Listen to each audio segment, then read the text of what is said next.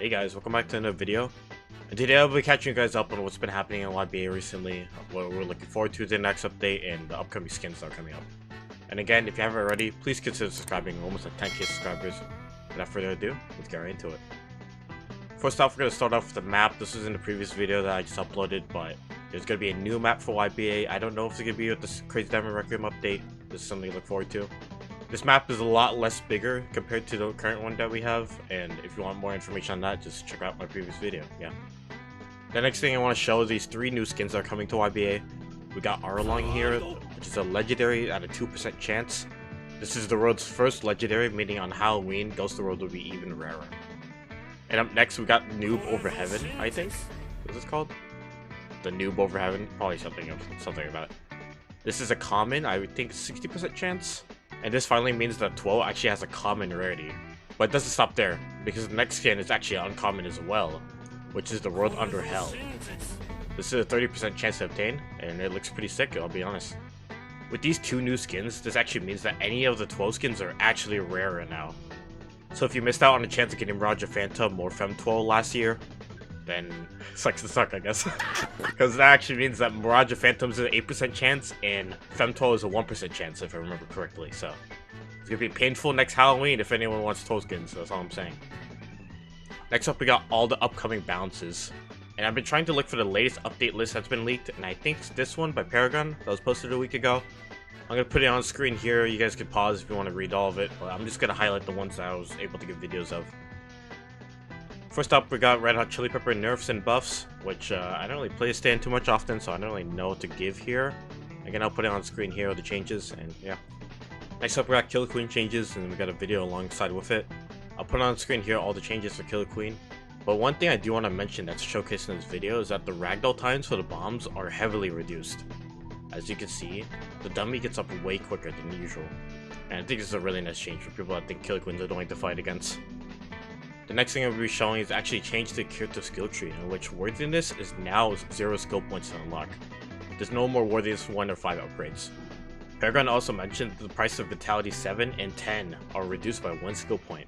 So that means the whole entire character skill tree is reduced by 4 skill points, which is a nice change. Up next, we got 2 new Rehauls that have been leaked, which is Gold Experience and Gold Experience Requiem. Here's the new skill tree for Gold Experience. As you can see, a lot of the moves just got renamed, it seems like. It seems like the tree bug where you use tree in midair is actually fixed in this video. I think this is Paragon trying to show that here. We also got new sound effects for the kick barrage. Pretty nice. It seems more similar to the Rhodes kick barrage. And I forgot to mention this in the old patch, but GE's beatdown has been shortened as well, which is really nice quality of life. We got the new renamed move Life Giver, and I think there's a lot of things changes about it. I'm just gonna put it on screen here if I'm able to find it. And at the very end of the clip, Paragon also shows that life creation goes through block now, which is pretty sick, like in comparison to Front Punch. And again, I want to clarify what rehauls specifically are. These aren't considered reworks, because reworks take months to make. If you guys remember Sticky Fingers and Scary Monster. And Paragon is the one that's leading and developing these rehauls, which is usually new moves, reused moves, or new sound effects. Paragon also uploaded this other clip, which I think is just changes the heal, 32.5 and 40, alright. And this is a max upgrade. Alright. Next up, we got some Anubis changes here. After Image now slows its victim, which will make it super easy to catch people as Anubis.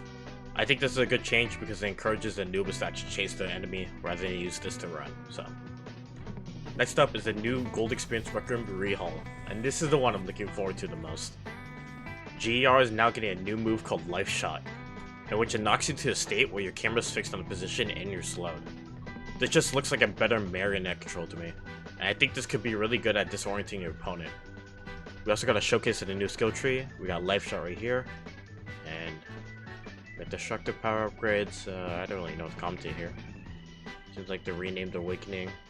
Yeah, feel free to pause if you want to look at any of this. Yeah.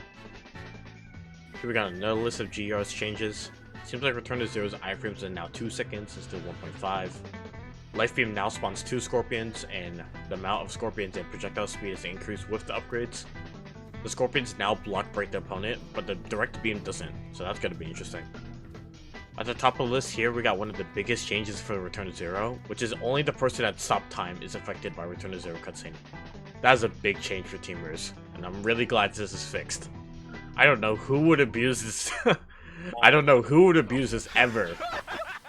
Definitely not me though. And here we got the new Nullification Zero changes.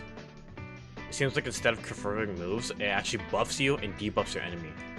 As you can see, you're granted armor if it's activated, and if you activate it, your movement speed is slower. This could be a really interesting change, and I'm actually looking forward to this one.